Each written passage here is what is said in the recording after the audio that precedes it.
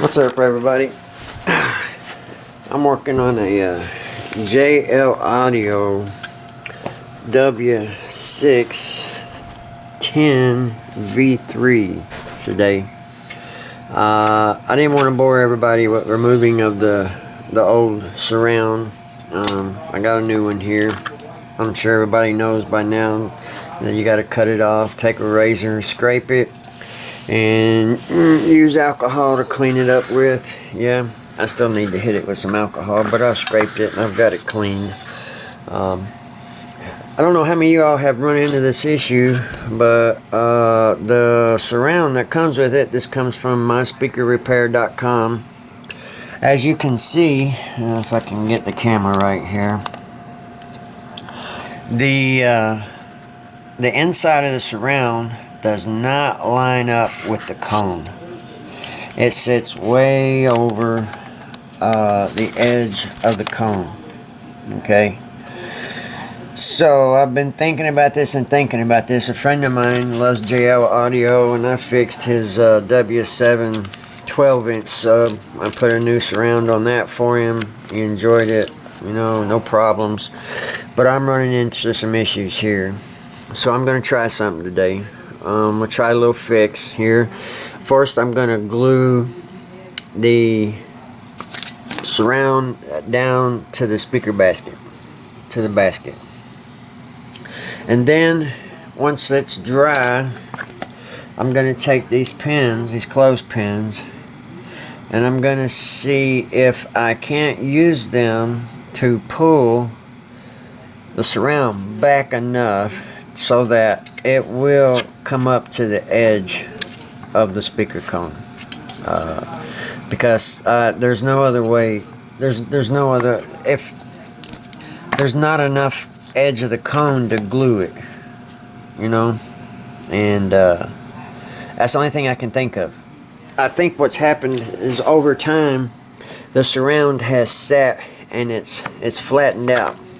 You know, it's flattened out, increasing or rather decreasing the inner diameter so that it will not set flush against the cone. Yeah, okay.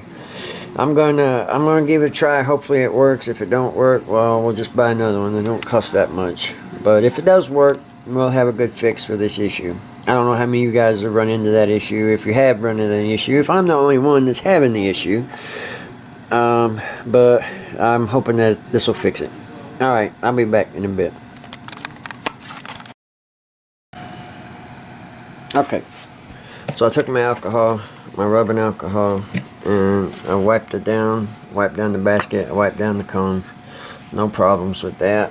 Now, I've got the surround, and I've got it clipped right now. I'm going to try this first. I'm just going to let it sit like this for a little while, and then I'll take all the clips off, and I'm going to set it down on here and see whether or not it's back in shape well enough that it will meet the cone and the rim of the speaker basket.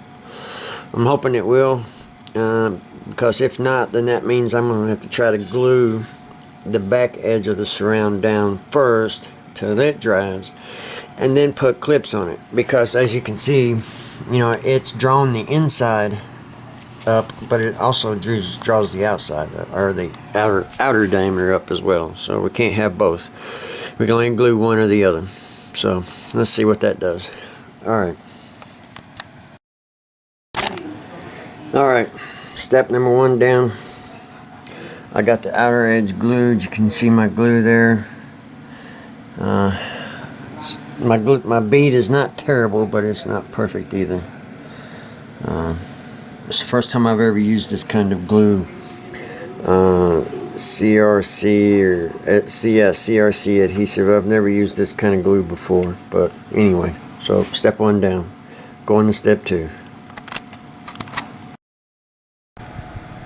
Okay, I got it now. I don't know if you can't hardly see that right there. I can't get up under it, but this gasket I mean, it's supposed to be the right size, right gasket for this speaker. I got it off of Amazon. It's what was that, my Springfield speaker or whatever it is. Springfield speaker repair. Yeah, okay. Anyway, I'm guessing that the gasket flattened out, causing the diameter of these two rings to expand this way. And so that by putting the clothespin on it, pinching this around, it brought it back in some. Just enough to get this lip glued down. As you can see, it's moving. It's going. It's going to work just fine. Now, I don't know if you can see that. Yeah. Anyway, it's linear. That's my worry, it being linear, and it is linear. So I feel good about that. I guess I could hook a 9-volt battery to it just to check it, but I'm not going to. I know it's gonna work.